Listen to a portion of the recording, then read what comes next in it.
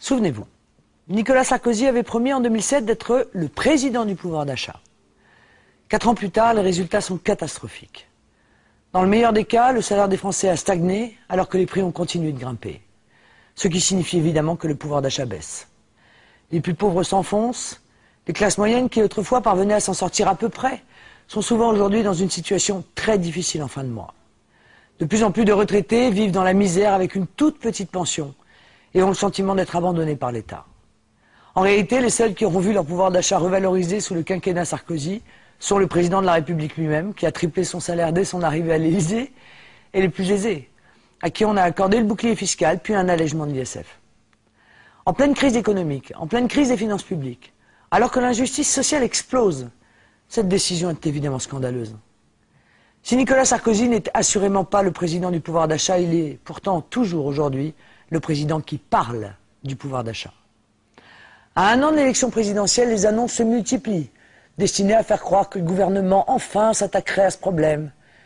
Derrière les mots doux, les formules électoralistes, se cache en réalité, comme toujours avec Nicolas Sarkozy, une gigantesque arnaque.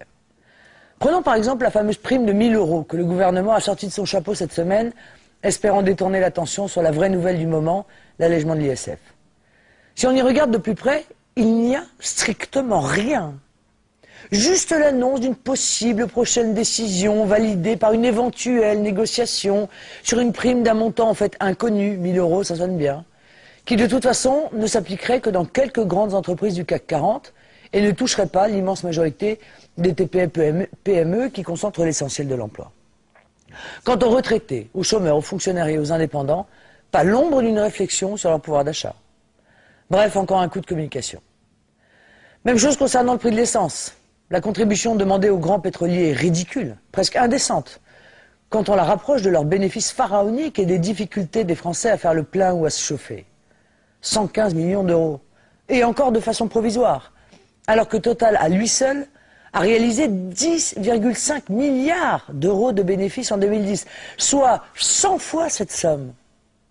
Là encore, pour l'immense majorité des automobilistes et pour l'ensemble des Français chauffés au fioul, il n'y aura rien, si ce n'est la condamnation à une essence toujours plus chère. Cette semaine, nous avons battu un nouveau record, 1,53 € en moyenne le litre de super sans plomb. Il est temps de tourner la page de ces annonces électoralistes qui cachent une inaction coupable. Permettez-moi de vous le dire, il ne faut pas compter sur le Parti socialiste, dont le candidat à la présidentielle sera sûrement le président du FMI, l'homme qui baisse les salaires et les retraites de 15% partout où il passe, en Europe et ailleurs. Redresser le pouvoir d'achat des Français est l'une des priorités de notre projet économique et social. On n'y arrivera pas avec des mots, mais avec des mesures concrètes. D'abord, il est possible de prendre une série de décisions qui amélioreront tout de suite le pouvoir d'achat des Français. Mais structurellement, seule une vraie rupture dans la politique économique redressera la barre. C'est ce projet que nous portons et dont je vous invite à aller lire les grandes orientations par vous-même sur notre site internet.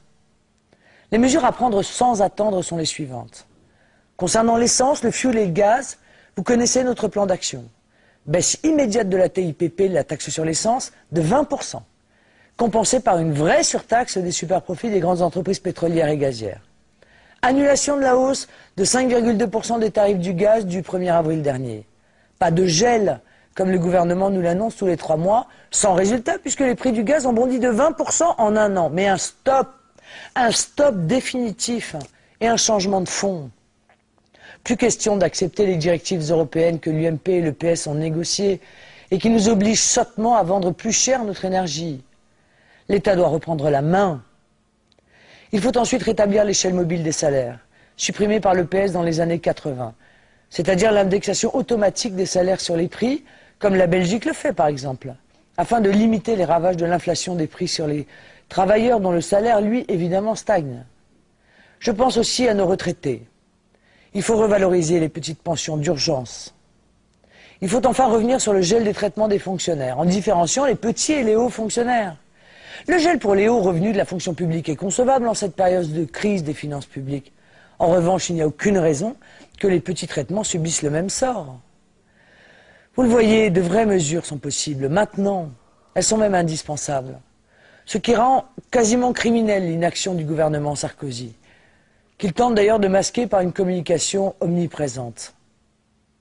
Dans le cadre de l'élection présidentielle, afin de favoriser le pouvoir d'achat de l'immense majorité des Français, nous proposerons une véritable révolution fiscale, qui doit se faire essentiellement au bénéfice des classes populaires, des classes moyennes et des PME accablées d'impôts. Elle vise à établir partout la justice fiscale, en rendant l'impôt plus progressif et donc plus juste et allégé pour les classes populaires et moyennes et les PME. Il n'est pas normal que ces PME paient 33% d'impôts sur les sociétés quand les grands groupes du CAC 40 n'en paient que 8%.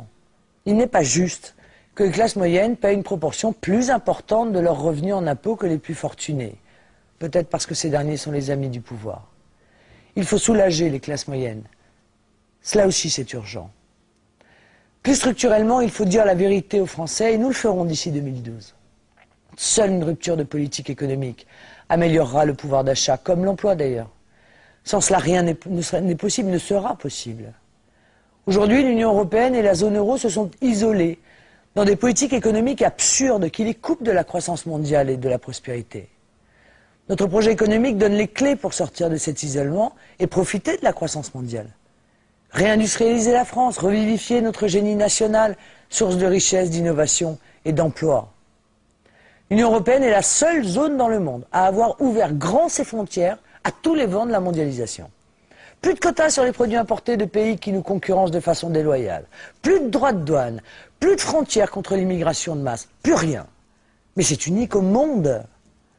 La réindustrialisation de la France suppose de sortir de cet isolement, de nous protéger en utilisant toute la gamme des outils dont disposent les autres pays. Enfin, bâtissons l'État stratège, fer de lance de l'innovation et de l'industrialisation. Là encore, l'Union européenne s'est isolée dans le monde en démantelant ses États.